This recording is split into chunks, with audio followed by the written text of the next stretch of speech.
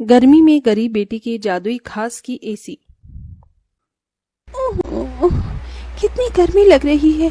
ऊपर से ये टेबल पंखा भी मरमर कर चल रहा है। एसी लगी होती तो मस्त नींद आती।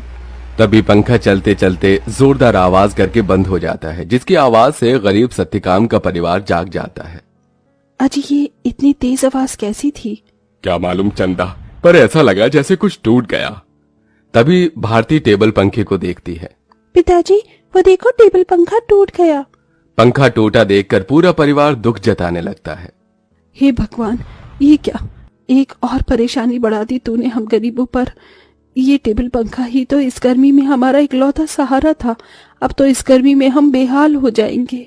कितना कहता था मैं कि दिन में पंखा बंद रखा करो, सारा दिन तो चलता रहता था। अब दिन रात चलेगा, कोई भी चीज तो खराब तो होगी ही ना। एक एक पाई जोड़ कर लिया था ये पंखा, अब कहां से लाऊंगा तुम्हारे नए पंखे का दाम। इसीलिए तो कहती हूँ पिताजी कि घर में एक एसी लगवा दो। गर्मी भी नहीं लगेगी और नींद भी अच्छी आएगी। ये सुनकर गरीबी से झुंझलाया सत्यकाम अपनी दूसरी बेटी भारती को डांट लगाते हुए बोला, अरे चुप कर तू भारती, तेरा बाप कोई सर्विस वाला थोड़े है जो लाख रुपए महीना कमाता है। जब देखो एसी एसी एसी कहते रहती है।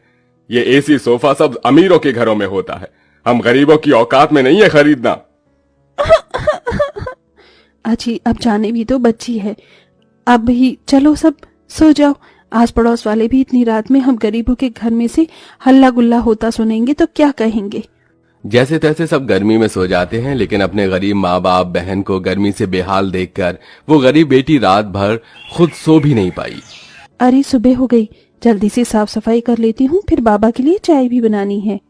घर में झाड़ू लगाकर जब वो घर के बाहर आकर देखती है तो आम के पेड़ से पूरे आंगन में पत्ते ही पत्ते बिखरे थे और पेड़ पर फल लगने को थे, जिसे देखकर वो खुश हो गई।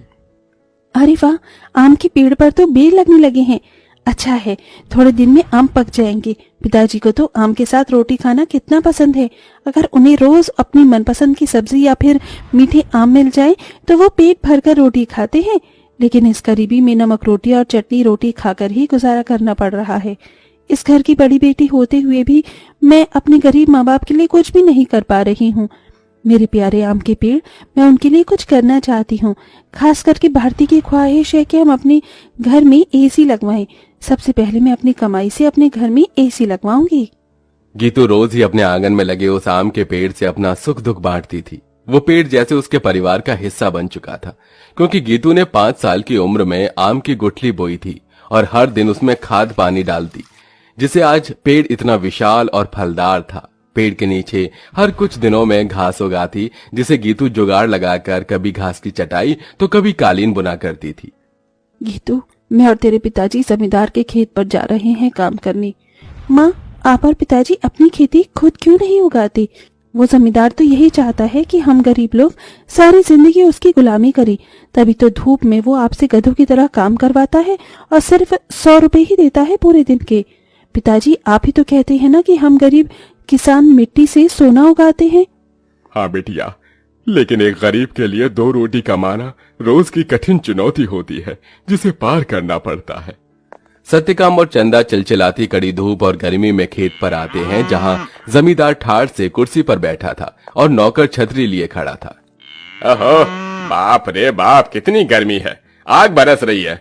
इतनी गर्मी में तो एसी की ठंडी हवा छोड़ने का मन ही नहीं करता। राम राम मालिक। अरे भाड़ में गया तेरा राम राम, यहाँ गर्मी से मेरा कचूमर निकला जा रहा है। कहाँ मर रहा था? हाँ, अब तक कहाँ मर रहा था? चलो दोनों मियाँ बीबी खेत जोतने में लग जाओ, उठाओ हल। जी मालिक। बेचारे दोनों कड़ी धूप में उतनी बड़ी जमीन में हल जोतते हैं, उनके माथे से टप टप पसीना बहता जाता है। अजी, शाम हो गई। आज तो मालिक दिहाड़ी देने के डर से आए ही नहीं। उनकी हवेली चलकर मांग लेते हैं। पंखा ठीक भी तो कराना है, वरना गर्मी में गुजारा नहीं होगा। दोनों जमींदार के घर आते हैं, जहां जमींदार पांव पसारे एसी की चिल्ड ठंडी ठंडी हवा खा रहा था। ओहो, क्या मजा आ रहा है। आहा, एसी में भैया मजा बहुत है। अरे सत्यकाम, तू यहाँ? जी मालिक, पैसे दे दीजिए। ये पकड़ 200 और चल दफा हो जा।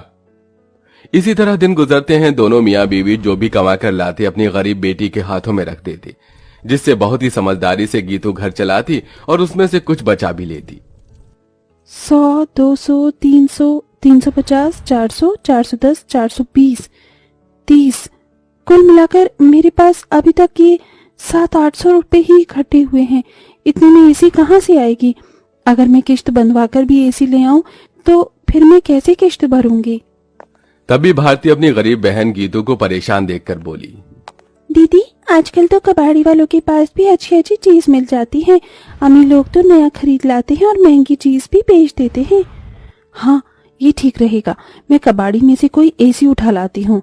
गीतू एसी खरीदने कबाड़ी की दुकान पर चली आई। भैया जी, मुझे कोई सस्ती एसी दिखाइए। गरीब लड़की लगती है, एक काम करता हूँ, ये खटारा वाली एसी थमा देता।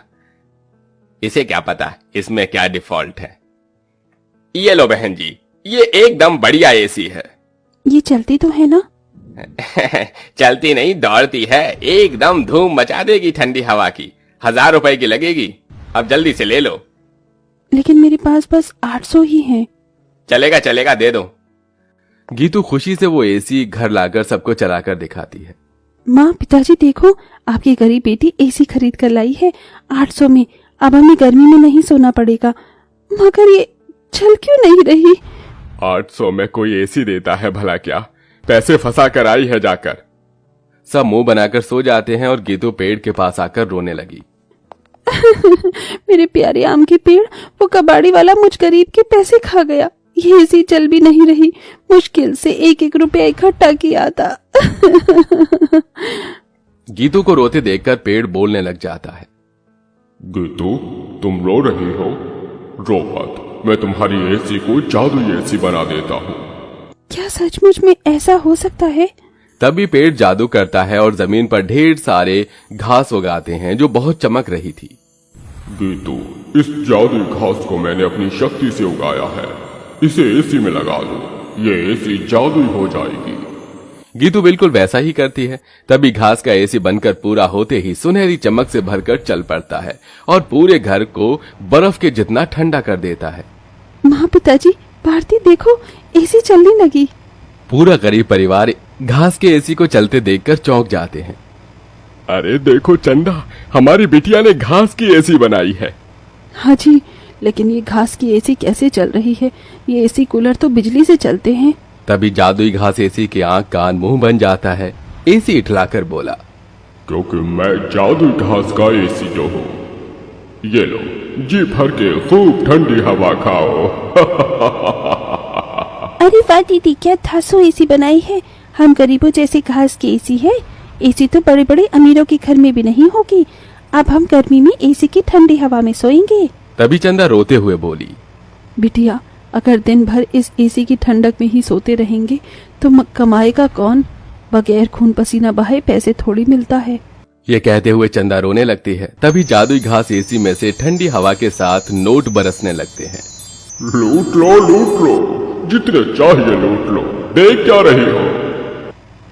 अरे रामा, ये जादुई घास की एसी तो लक्ष्मी मैया का रूप है। चंदा देख, कैसे करारे करारे नोट दे रहा है ये एसी। क्योंकि मैं कोई मामूली एसी नहीं बल्कि जादुई घास का एसी हूँ। मैं तुम्हें हीरे जवाहरात सोना चांदी सब दे सकता हूँ। एसी के इस कथन को सुनकर गीतू ने उसे आजमाया। अगर ऐसा है तो हमें सोने चांदी के सिक्के देकर दिखाओ। तभी एक सुनहरी चमक के साथ जादुई घास एसी में से सोने चांदी के ढेर सारे सिक्कों की बारिश बरसने लगी। तुम तो सच में जादुई एसी हो। माँ, अब आपको उस जमींदार की गुलामी करने की जरूरत नहीं। अब हमारे पास जादुई घास का एसी है। दोनों मियाँ बीबी खुशी से फूट फूट कर रोए। चंदा देखो, अब हमें और दुख नहीं काटना पड़ेगा।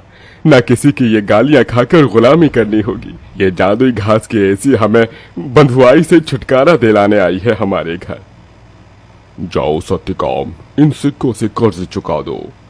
सत्यकाम ने जादुई घास एसी से मिले सिक्कों को बेचकर सबका कर्जा भर दिया और उसने पंखा, कूलर, एसी की अपनी दुकान खोली, जिससे गरीब भी कम दाम पर एसी खरीद सके। उस गरीब बेटी के बनाई जादुई घास एसी ने उसके गरीब परिवार का भाग्य बदल दिया।